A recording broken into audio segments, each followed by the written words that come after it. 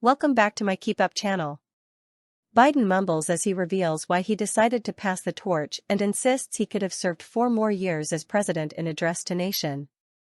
President Joe Biden mumbled his way through an 11-minute farewell address to the nation and claimed he could have served another 4 years if he wanted to.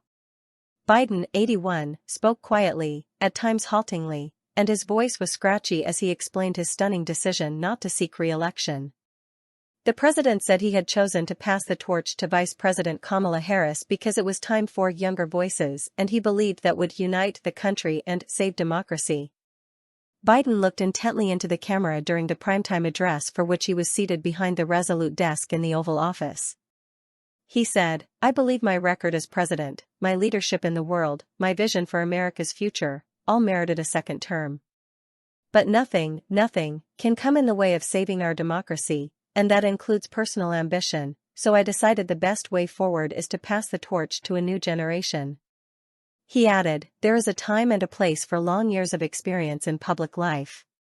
There's also a time and a place for new voices, fresh voices. Yes, younger voices." Biden did not address questions over his own age, health and mental acuity, which have plagued his presidency from the start. Doubts about his ability to do the job intensified following a disastrous debate performance last month, which shocked senior Democrats into calling for him to lead the 2024 presidential race. As Biden spoke, his wife Jill Biden, and children Hunter and Ashley, sat to his left along a wall watching his valedictory. Also present were several of his grandchildren, including Naomi Biden and Maisie Biden.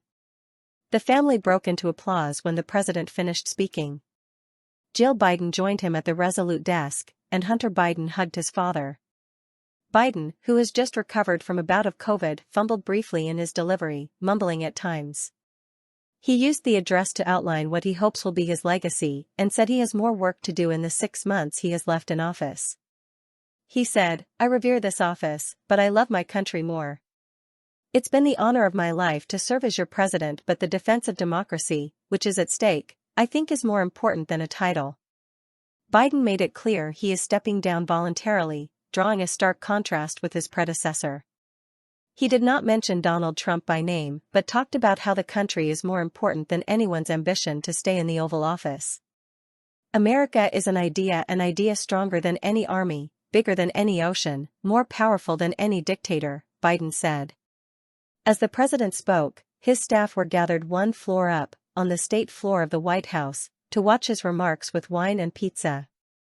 Before the speech began, staffers were spotted walking in from the Eisenhower Executive Office building, which is across the street of the West Wing, into the White House proper for the event. Biden's decision to step down sent shock waves throughout the world and ended his political career that has lasted more than 50 years. He has already endorsed Harris and turned over his campaign infrastructure to her. The campaign has renamed itself Harris for President. Within 30 hours of Biden announcing on Sunday that he was stepping aside, Harris had pledges from enough delegates to win the Democratic Party's presidential nomination. In his speech on Wednesday night, Biden did not explicitly endorse Harris but noted he had made my views known. He said, "I made my choice. I've made my views known. I'd like to thank our great Vice President Kamala Harris. She's experienced. She's tough.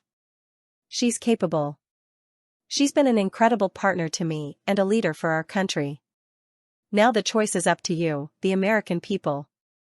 Democratic delegates will nominate their presidential ticket virtually in early August ahead of the Democratic National Convention, which kicks off August 19 in Chicago. The president returned to the White House on Tuesday after spending 6 days isolating in his beach house in Delaware, where he was suffering from COVID.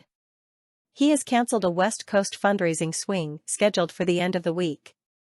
He will meet with Israeli Prime Minister Benjamin Netanyahu at the White House on Thursday. Biden spent weeks rebuffing pressure from senior figures in his party to step down as its nominee. But, on Sunday, he bowed to the inevitable. He is the first incumbent president not to seek re-election since 1968 when Lyndon Johnson, under fire for his handling of the Vietnam War, abruptly pulled out of the campaign on March 31. The president also joins James K. Polk, James Buchanan, Rutherford B. Hayes, Calvin Coolidge and Harry Truman as presidents who all decided not to stand for a second term.